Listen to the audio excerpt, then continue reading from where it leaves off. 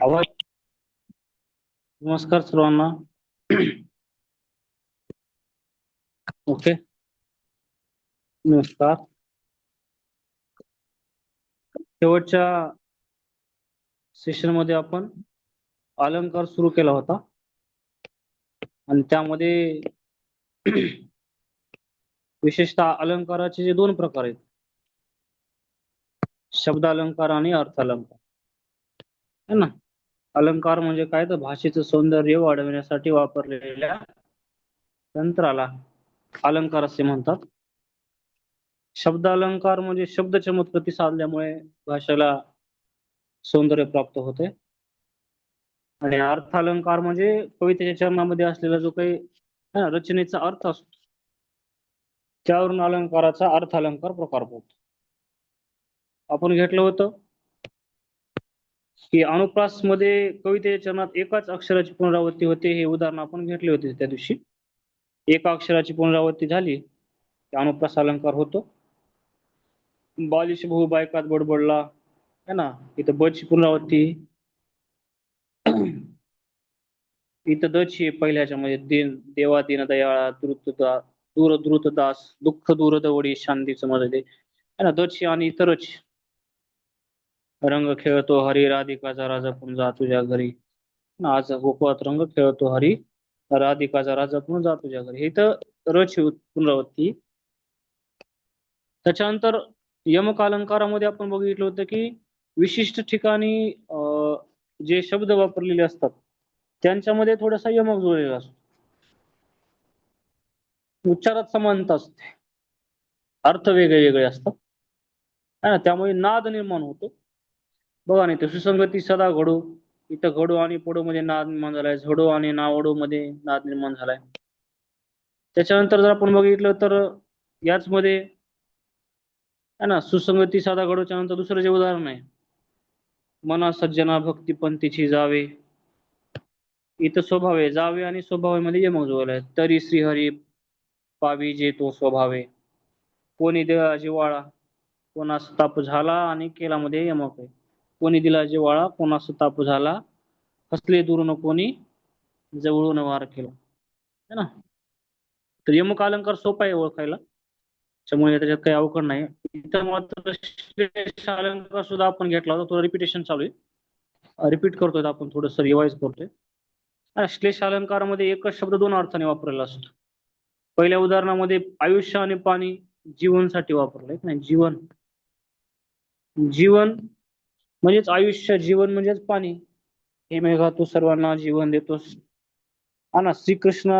श्रीकृष्ण नवरा मी नवरी, शिशुपाल नवरा मी नवरी. इथं सुद्धा नवरी या शब्दाचे दोन अर्थ आहेत. पुष्करू नका रे सुमने, इथं सुद्धा दोन अर्थ आहेत, है ना. एसटी लागते गरज आहे आणि त्रास होणे. शंकरास पूजले सुमनाने, इथं पण दोन अर्थ आहेत. सुमन चांगलं मन आणि सुमन म्हणजे फुल. ठीक आहे.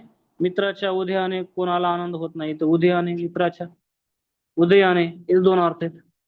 म्हणजे एखाद्या कवितेच्या चरणामध्ये एका शब्दाचे दोन अर्थ जर दिलेले असतील तर तेथे मात्र श्लेष अलंकार होतो. ठीक आहे. अर्थालंकार सुरू होतो इथं, परंतु एक लक्षात ठेवा, शब्दालंकाराचे एकूण प्रकार किती आहेत? शब्दालंकार एकूण शब्दालंकाराचे प्रकार किती? तीन.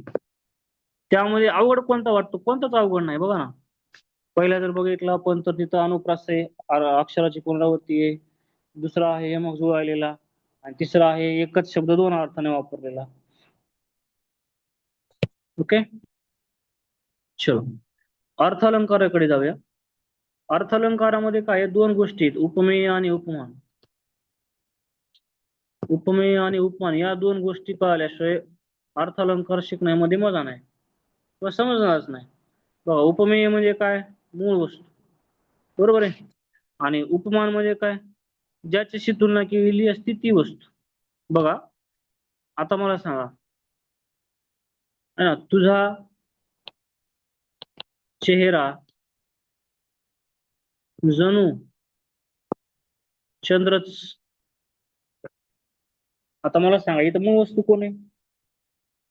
तुझा चेहरा जणू चंद्रच आहे. वाढू थोडा. तुझा चेहरा जणू चंद्रच आहे. मूळ वस्तू कोण आहे? चेहरा. आणि चेहऱ्याची तुलना कोणासोबत केली? चंद्रासोबत. आहे ना. मूळ चेहऱ्याला चंद्राची उपमा दिली, म्हणजे चेहरा आणि चंद्र यांच्यामध्ये तुलना आहे. जर मूळ वस्तू जी असते त्याला उपमेय म्हणावं, आणि ज्याच्यासोबत तुलना केलेली असते त्याला उपमान म्हणावं. उपमेय व उपमान. ठीक आहे. आता इथं उपमेय मूळ वस्तू आणि उपमान ज्याच्याशी तुलना केलेली असते ती वस्तू. ठीक आहे. या दोन्ही मध्ये कोणते शब्द वापरून तुलना केलेली आहे? बरोबर आहे. आता मी जर असं म्हणलं, हा आंबा साखरे सारखा आहे. बरोबर. आता याच वाक्यरचनेला आपल्याला असं पण करता येईल, हा आंबा साखरेसारखा आहे की नाही. आता मला असं पण म्हणता येईल की हा आंबा साखर आहे. हा आंबा जणू साखरच आहे. है ना. म्हणजे साखर सोबत आंब्याची, म्हणजे आंब्याची तुलना साखरेसोबत केली. मूळ वस्तू कोण आहे इथं? आंबा. Very good. बरोबर आहे. चलो, आंबा कोण आहे? उपमेय. आणि त्याची तुलना कोणाशी केली? ते उपमान. म्हणजे मूळ वस्तूला उपमेय आणि ज्याची तुलना केली त्याला उपमान म्हणावं. या गोष्टी कळाल्या, पुढचं सोपं जाते. ठीक आहे. चल, आता अर्थालंकाराचा पहिला प्रकार बघूया आपण. तो आहे उपमा अलंकार. पहिला प्रकार.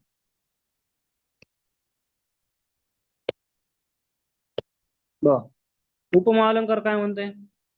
दोन वस्तूमधील साधर्म्य. साधर्म्य म्हणजे साम्यता. है ना. दोन वस्तूमधील साम्यता किंवा साधर्म्य दाखवण्यासाठी सम, समान, सारखा, प्रमाणे, परी, परीस, है ना, यापैकी कुठलाही शब्द वापरला तर तिथं उपमा अलंकार होतो. तिथं कोणता अलंकार होणार आहे? उपमा अलंकार होणार आहे. उपमा अलंकार. ठीक आहे.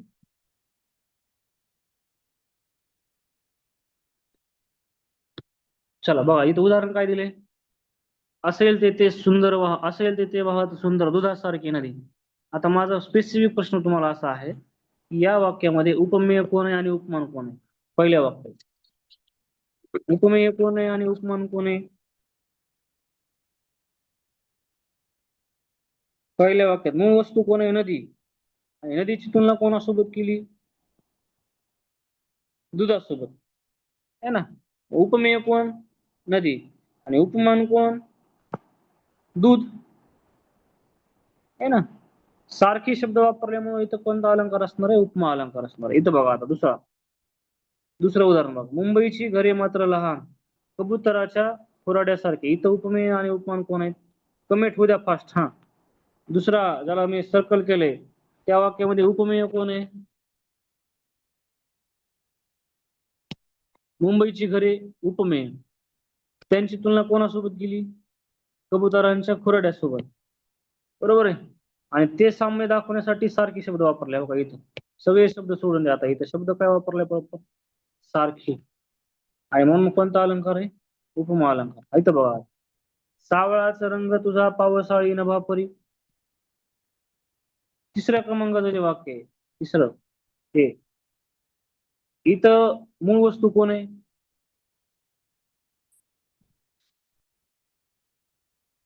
मूळ वस्तू कोण आहे तिसऱ्या वाक्यामध्ये? कमेंट फास्ट करा. तिसऱ्या वाक्यात मूळ वस्तू कोण आहे? ना, सावळा. पांडुरंगाचा रंग असतो सावळा.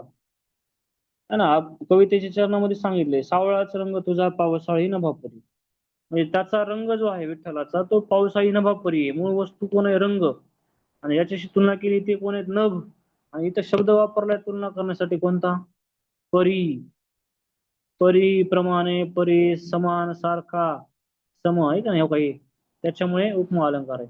आबाळगत माया तुझी आम्हा वरी राहू दे. आता इथं उपमेय कोण आहे? गत शब्द वापरलाय बघा. नवीन शब्द आला इथं. ह्या सगळ्या शब्दांमध्ये आणखी एक शब्द ऍड करावा लागतो. गत. सम, समान, सारखा, प्रमाणे, परी, परीस, गत. तुझी माया. माया ही मूळ मूळ कन्सेप्ट आहे. म्हणजे उपमेय आहे माया. आणि आभाळागत माया तुझी. आभाळागत, आभाळ कोण आहे? उपमान. ठीक आहे. असं फसवं वाक्य येते बघा. काय? उपमेय कोण आहे आणि उपमान कोण आहे तेच कळत नाही. माया उपमेय आणि आभाळ उपमान आहे, है ना? आभाळागत तुझी, आभाळागत माया तुझी अमावरी राहू दे. इथं सुशिला गोगलगाई सारखी हळूहळू चालते, हे सोपं वाक्य आहे. मूळ वस्तू मूळ घटक म्हणजे सुशिला, आणि सुशिलाची तुलना गोगलगाई सोबत केली. ठीक आहे. इथं सारखी शब्द वापर. चल, त्याच्यानंतर उत्प्रेक्षा अलंकारामध्ये बघा. आता हा आंबा, आंबा नाही साखरच आहे, है ना? उपमेय हे जाऊन उपमानच आहे असं वर्णन केलेलं असते. मूळ वस्तू नाही ती, त्याच्याशी तुलना केली म्हणजे तिचा चेहरा चेहरा नाही, तिचा चेहरा चंद्रच आहे. तिचा चेहरा जणू चंद्रच आहे. बघा ना, इथं बघा काय म्हणते, उत्प्रेक्षा अलंकार. इथं हे शब्द महत्वाचे आहेत बघा. आबाळागत माया तुझी अमावरी राहू दे. वरच्या वाक्यात मूळ शब्द आहे, मूळ वस्तू आहे माया, त्याची तुलना आबाळासोबत केलेली. मूळ उपमेय आहे माया, उपमान आहे आबाळागत. इथं गत शब्द वापरलाय तुलना करण्यासाठी. गत म्हणजे समान, सारखा. ठीक आहे. उत्प्रेक्षामध्ये समान सारखा वापरला जात नाही. तिथे जणू जणू काय वाटे गमे भासे की असे शब्द वापरतात. कुठं? उत्प्रेक्षा अलंकारामध्ये.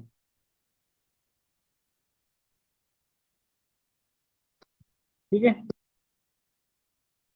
बघा, उपमेय हे जणू उपमानच आहे असे दर्शवण्यासाठी जणू जणू काय वाटे गमे भासे यासारखे शब्द वापरले जातात, तेव्हा उत्प्रेक्षा अलंकार होतो. आता बघा, हा आंबा नाही जणू साखरच आहे, है ना? हा आंबा जणू साखरच आहे, है ना? म्हणून इथं जणू शब्द वापरलाय. त्याचे अक्षर जणू काय वापरले? मोतीच. त्याचं अक्षर मोतीच आहे, जणू काय मोतीच आहे, है ना? आकाशातील चांदण्या जणू फुलांची पोखरण. मूळ वस्तू कोण आहे बरं पाचव्या वाक्यात? बघा, ह्या वाक्याचं उत्तर द्या मला. मूळ वस्तू कोण आहे? उपमेय कोण आहे?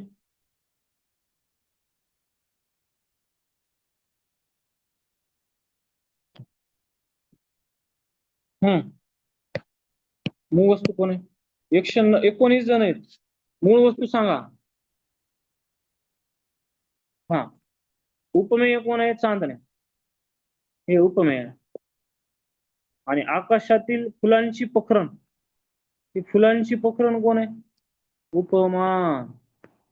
उपमेय आणि उपमान ओळखता आलं पाहिजे. टीईटीला एकदम सोपा प्रश्न असा असतो, सदरील वाक्यामध्ये उपमेय कोण आहे, उपमान कोण आहे? आता इथं आकाश म्हणतात काही जण, आकाशातल्या फुलांच्या पोखरण सोबत त्याची चांदण्यांची काय केली? तुलना केलेली. ठीक आहे. चलो नेक्स्ट. इथं काय म्हणते, वरती बघता इंद्रधनुचा गोफ दुहेरी विणला असे. इंद्रधनुचा गोफ दुहेरी विणला असे, मंगल तोरण काय बांधले नभो मंडपी कुणी भासे. आता या वाक्यामध्ये जर आपण बघितलं तर मूळ वस्तू कोण आहे? मूळ वस्तू कोण आहे? वाटे गमे भासे शब्द आलाय बघा, भासे.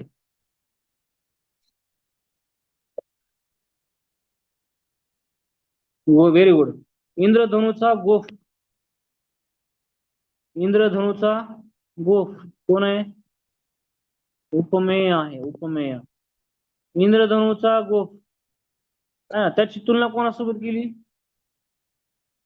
उपमेय कळालं. उपमान कोण आहे? उपमान. इथं भाष्य शब्द वापरलाय म्हणून उत्प्रेक्षा अलंकार होता.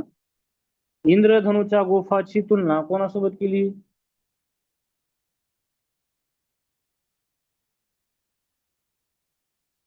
मंगल तोरण. Very good. कशासोबत? मंगल तोरण. कोण आहे इथं? ते उपमान आहे. ठीक आहे. चला, 5-5, 6-6 वाक्य ही पीडीएफ लगेच टाकून देतो मी. तुम्हाला खूप झालं, 3 ते 4 वाक्य घेऊ आपण. आता इथं ही गुलाबी उषा म्हणजे परमेश्वराचे रूप जणू. बघा, इथं जणू शब्द वापरलाय. गुलाबी उषा आणि परमेश्वर यांच्यात तुलना केली. गुलाबी उषा उपमेय आहे आणि उपमान आहे परमेश्वर, परमेश्वराचे प्रेम. ठीक आहे. अच्छा, पुढचा आहे अपुन्नती अलंकार. हम्म, अपुन्नती अलंकार काय म्हणजे एक प्रश्न अलंकारावर टीव्हीला येतो नेहमी. अपुन्नती, अपुन्नतीचा अर्थ लपवणे. ठीक आहे. बघा मी जर असं म्हणलं, हा आंबा नाही साखरच आहे ना, मूळ वस्तूला लपवलंय, हा आंबा नाहीये, ही साखर आहे ना. अपुन्नती म्हणजे लपवणे, उपमेय लपवलं जातं आणि उपमानाला पुढे केलं जात आहे. ठीक आहे. हा आंबा नाही ही साखरच आहे, हा खूप सोपा अलंकार आहे.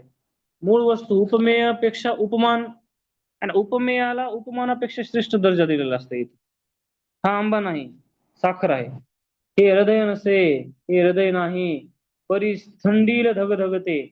हृदय नाही हे थंडीले धगधगते. उपमेयालाच उपमानापेक्षा श्रेष्ठ दावलेला असते. आंबा हा साखरेपेक्षा गोड आहे असं होऊ शकते का? पण इथे दाखवलेलं आहे. हा आंबा नाही साखर आहे म्हणायला ना. आंबा लपवलाय त्याला साखर म्हटलंय. इथं बघा, ओट कशाचे, देठची फुलले पारिजातकाचे, है ना. हे ओट नाहीत, फुललेल्या देठच आहे फुललेल्या पारिजातकाच. मूळ वस्तू लपवली म्हणजे मूळ वस्तू जी आहे ती पुढे केलेली असते, ज्याच्यासोबत तुलना करायची त्याच्यापेक्षा, है ना. आता मी जर असं म्हणलं, मग असं जे वाक्य घेतलं होतं आपण, हा चेहरा नाही चंद्र आहे.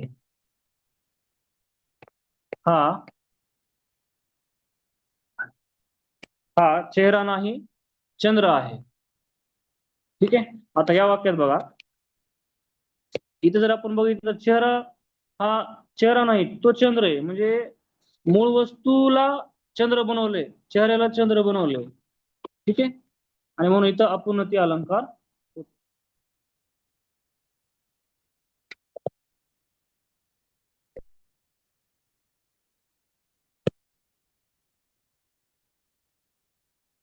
ठीक आहे.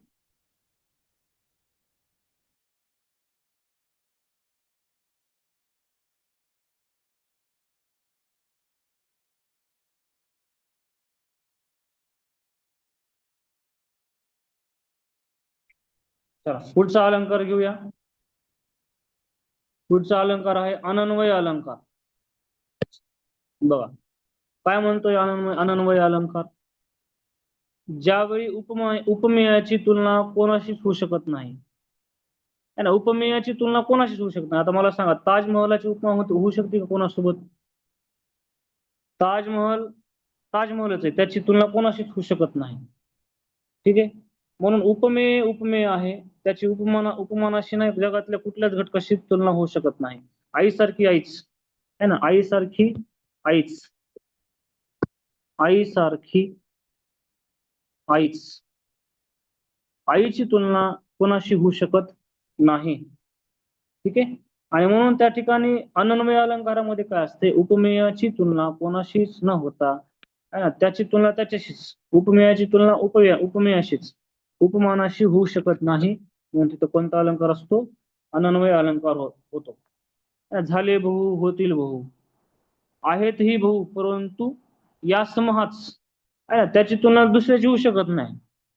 ठीक आहे. सूर्यासारखा सूर्य बरोबर आहे, सूर्याची तुलना कोणासोबतच होऊ शकत नाही. अशा ठिकाणी अनन्वय अलंकार होतो. हे आता आपण काही महत्वाचे महत्वाचे अलंकार घेतलेत, त्याच्यामध्ये जर आपण बघितलं तर अजून आपल्याला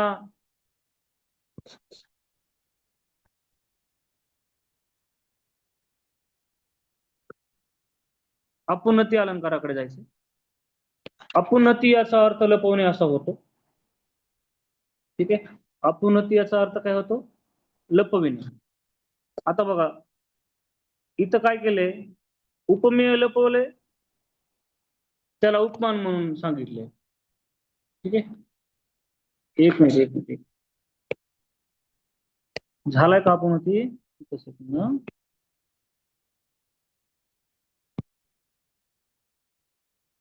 हा अपुन्नती झालाय आपला, आहे का नाही. ओके ओके ओके ओके, रूपक चालू करूया. हा दोन्ही झाले, चलो. ओके. रूपक अलंकारामध्ये काय आहे, उपमेय आणि उपमान एकच आहेत असं सांगितलेलं असतं, भेद नाही. देह देवाचे मंदिर, आत्मा परमेश्वर. देह देवाचे मंदिर. देह हे असा घटक आहे की तोच आत्मा आहे, तोच देव आहे. देहच देवाचं मंदिर आहे आणि त्यामध्ये आत्मा आहे. ठीक आहे. बघा, उपमेय जेव्हा उपमेय आणि उपमान यात भेद नसतो तेव्हा रूपक अलंकार असतो. ही व्याख्या फार महत्वाची आहे, बऱ्याचदा विचारली रूपक अलंकारावर. ठीक आहे. कुठे बुडाला पलीकडे तो सोन्याचा गोळा. बघा, हे समजण्यासारखं उदाहरण आहे, है ना. आता मला सांगा, इथं उपमेय आणि उपमान एकच आहेत, है ना. सूर्य आणि सोन्याचा गोळा. कुठे बुडाला पलीकडे तो सोन्याचा गोळा, आहे ना. सोन्याचा गोळा आणि सूर्य एकच आहेत, वेगळं वेगळं नाही. तुकड्या म्हणे तू घरटे होय तेव्हा पांग फिटे. ठीक आहे. म्हणजे रूपक अलंकारामध्ये काय असते, उपमेयाची आणि उपमानाची तुलना तर सोडा, ते दोन्ही एकच आहेत असं सांगितलेलं असतं. आता इथं बघा, हिंदू भूमीचे नंदनवन अतिसुंदर ते काश्मीर, ते हिंदूंचे वैर्यासंगे चाले रणकंदन. ठीक आहे. हिंदू भूमीचं ते अतिसुंदर अशा प्रकारचं नंदनवन आहे, है ना. तेथेच हिंदूंचे वैर्यासंगे चाले रणकंदन. ठीक आहे. हे उपमेय आणि उपमान यांच्यामध्ये भेद नसून ते एकरूप आहे. बघा, समर्पक उदाहरण समजण्यासारखं जर बघितलं ना, तर हो काही देह देवाचे मंदिरात, आत्मा परमेश्वर. ह्या वाक्यावरून रूपक अलंकार लगेच समजतो. इथं तुम्हाला वाटे गमे भासे जणू जणू काय किंवा सम समान प्रमाणे असे काही शब्द येत नाहीत. ठीक आहे. त्याच्यानंतर सगळ्यात फेमस अलंकार जो आहे तो आहे अतिशयोक्ती अलंकार. एखादी कल्पना आहे त्यापेक्षा फुगवून सांगणे, आणि हे सगळ्याला माहिती, पण आता आपण रिव्हिजन दिलं थोडस. आणि आपला टॉपिक जो आहे तो अलंकार एवढा काही हार्ड नाही, फक्त आपल्याला कन्सेप्ट थोडे डेफिनेशन त्यांच्या व्याख्या पाठ करणं गरजेचं आहे अलंकारांच्या. ओके. बघा, एखादी कल्पना आहे त्यापेक्षा फुगवून सांगणे याला अतिशयोक्ती म्हणतात. ठीक आहे.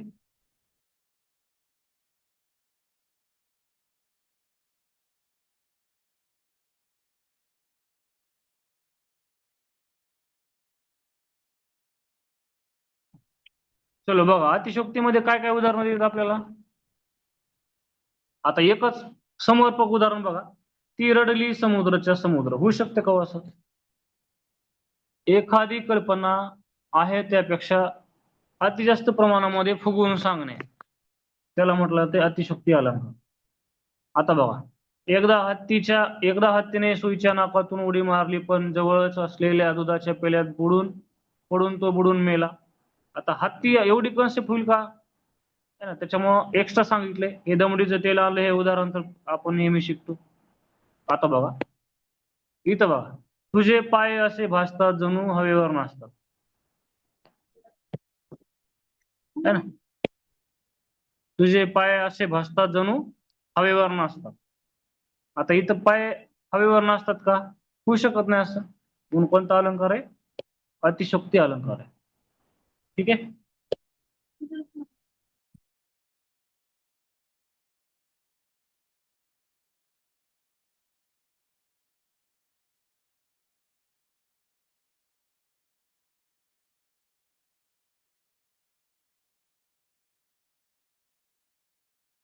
ठीक आहे. चलो पुढे जाऊया.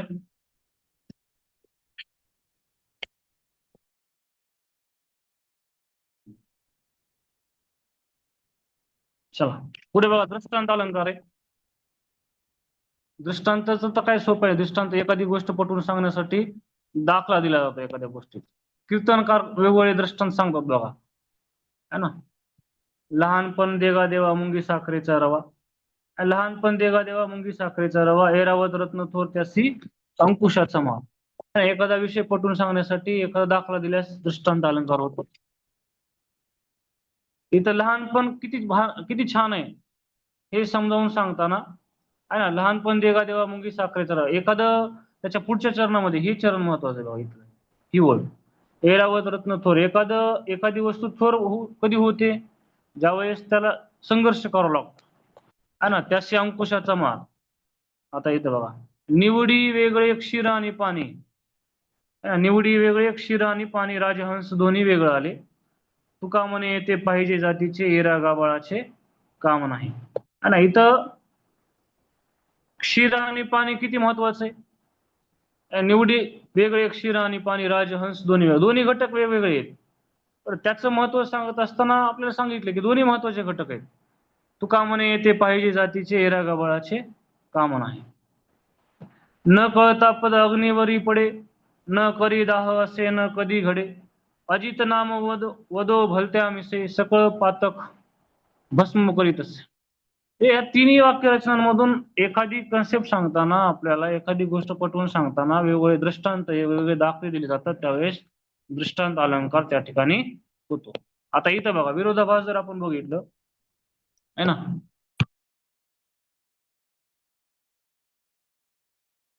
विरोधाभास अलंकारामध्ये काय असते, वरकरणी विरोध असतो, वरकरणी विरोध असतो, पण वास्तविक तसा विरोध नसतो. है ना, जरी आंधळी मी तुला पाहते रे. आता इथं बघा, जरी आंधळ असलं तरी पाहतो म्हणते. एखाद्या कवितेच्या चरणामध्ये दोन कन्सेप्ट विरोधाभास दिलेले आहेत, त्यावेळेस विरोधाभास अलंकार होतो. मरणात खरोखर जग दिसते, है ना, मरणात खरोखर जग दिसते. स्वतःसाठी जगलास तर मेलास आणि दुसऱ्यासाठी मेलास तर खऱ्या अर्थाने जगलास. एकाच वाक्यात दोन विरोधाभासी कन्सेप्ट सांगितलेले असतात, त्यावेळेस विरोधाभास अलंकार होतो. त्याच्यानंतर चेतना गुणोक्ती अलंकार. चेतना गुणोक्ती अलंकारामध्ये निर्जीव घटक जे असतात, हे निर्जीव घटक सजीवाप्रमाणे वर्णन, सजीवाप्रमाणे काम करलेत, सजीवांप्रमाणे कृती करलेत. निर्जीव तसेच मानवीकृत कल्पना सजीवांप्रमाणे कृती करतात, तेव्हा चेतना गुणोक्ती अलंकार होतो. आता मला सांगा, धक्क्यावरच्या अजून बोटी, इथं बघा, एकच उदाहरण व्यवस्थित समर्पक बने बघा. धक्क्यावरच्या अजून बोटी साखर झोपेमध्ये फिरंगी. धक्क्यावरच्या बोटी, है ना, झोपतात का? साखर झोपेमध्ये फिरंगी झोपतात का? तो झोप मानवी गुणधर्म येतो. निर्जीव वस्तू मानवी कल्पना करत असतील तर चेतना गुणोक्ती अलंकार होतो. है ना, कुटुंब वत्सल इथे फणस हा कटी खांद्यावर घेऊन बाळे. है ना, फणस, है ना, मानवीकृत कल्पना करायला लागलाय. मानवीकृत कल्पना फणस करू शकतो का? नाही, पण तसं कवितेच्या चरणामध्ये वर्णन केलेलं आहे, म्हणून इथं चेतना गुणोक्ती अलंकार होतो. अरे वेड्या सोन चाफ्या काय तुझा रे भर. है ना, बहरणे हा सोनचाफ्याचा गुणधर्म नाही, तो मानवाचा आहे. है ना, म्हणून तिथं चेतना गुणोक्ती अलंकार होतो.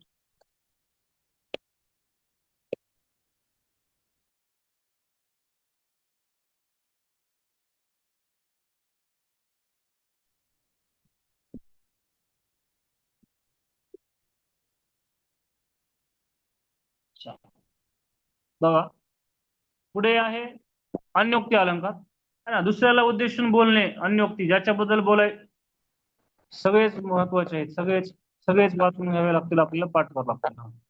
आपण याची प्रॅक्टिस घ्यायलो, हे एवढं बोर्डवर आपल्याला थोडस आपल्याला आता वेळ कमी, आपल्याला थोडं, म्हणून मी प्रॅक्टिस घ्यायलोय तुम्हाला. ठीक आहे. दुसऱ्याला उद्देशून बोलणे म्हणजे अन्योक्ती. सासू बोले सुना लागे म्हणतो ना आपण, तेव्हा अन्योक्ती अलंकार होतो. हा, लेकी बोले सुना लागे, व्हेरी गुड. सांबाच्या पिंडीते बसशी खेटून वृश्चिका आज, परी तो आश्रय सुटता खेटर उतरील रे तुझा माज. आहे का नाही, काही लोक असे असतात की ते लपून बसतात, परंतु आश्रय सुटला की मात्र त्यांना, है ना, संकटाचा सामना करावा लागतो. इथे समस्त बहिरे बसतात लोक, का भाषणे मधुर तू करीशी अनेक, हे मूर्ख यासी किमपीही नसे विवेक, रंगावरून तुझला म्हणतील काक. आहे का नाही, कावळा, काक म्हणजे कावळा. ठीक आहे. एखाद्या कवितेच्या चरणामध्ये दुसऱ्याला उद्देशून ज्यावेळेस बोललेलं असते, त्यावेळेस अन्योक्ती अलंकार होतो. आता ससंदेह अलंकारामध्ये काय, उपमेय कोण आणि उपमान कोण आहे याच्यामध्ये संदेह निर्माण होतो, संशय निर्माण होतो. है ना, हा दोरखंड किस्सा, आपण कधी कधी दोरीला साप म्हणतो. ठीक आहे. कोणता मानू चंद्रमा, भुवरीचा की नभीचा, चंद्र कोणता वदन कोणते.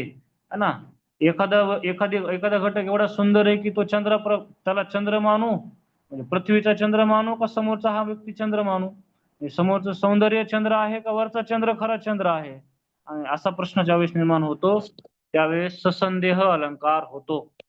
ससंदेह अलंकारामध्ये संदेह निर्माण होतो की कोणता घटक ओरिजिनल आहे, उपमेय कोण आहे आणि उपमान कोण आहे. त्याच्यानंतर आहे भ्रांतिमान. उपमानाच्या जागी उपमेयच आहे असा भ्रम निर्माण होतो. है ना, तेव्हा अशी गती घडते आणि भ्रांतिमास अलंकार होतो. ठीक आहे. उपमानाच्या जागी उपमेय आहे. मूळ वस्तूच्या जागी ज्याच्याशी तुलना करायची ती वस्तू आहे असं ज्यावेळेस वर्णन होतंय त्यावेळेस भ्रांतिमान अलंकार होतो. पालाश पुष्प मानवणे शंकू चंचू मध्ये आली तोही जांभूळ मानवणे त्यास चोची मध्ये धरी, है ना. म्हणजे मूळ वस्तू नाहीये. मूळ वस्तू ही ज्याच्याशी तुलना करायची ती आहे असं समजलं जातंय, तेव्हा भ्रांतिमान अलंकार होतो. त्याच्यानंतर आहे व्यतिरेक अलंकार. व्यतिरेक अलंकारामध्ये मूळ वस्तू सगळेच म्हणाले मॅडम ह्याचे 15-16 प्रश्न प्रकार आहेत. तुम्हाला सगळेच वाचून एक्झॅक्ट कोणता येईल सांगता येत नाही ना, सगळेच महत्वाचे. व्यतिरेक अलंकारामध्ये मूळ वस्तू जी असते उपमेय उपमानापेक्षा श्रेष्ठ असते, है ना. अमृताहुनी गोड नाम तुझे देवा, देवाचं नाव अमृताहून गोड म्हणायलंय, है ना. उपमेय उपमानापेक्षा श्रेष्ठ दाखवलेला असतो त्यावेळेस व्यतिरेक अलंकार होतो. ठीक आहे. कामधेनूच्या दुग्धाहूनही ओज हिचे बलवान, है ना. कामधेनूच्या ओज जे आहे ओज मूळ वस्तू आहे ना ज्याची तुलना करायची त्याच्यापेक्षा श्रेष्ठ दाखवलेली असते तेव्हा व्यतिरेक अलंकार होतो. ठीक आहे. असे हे अलंकार या ठिकाणी आहेत. त्याची पीडीएफ मी तुम्हाला टाकतो. थोडस 5 मिनिट मी लवकर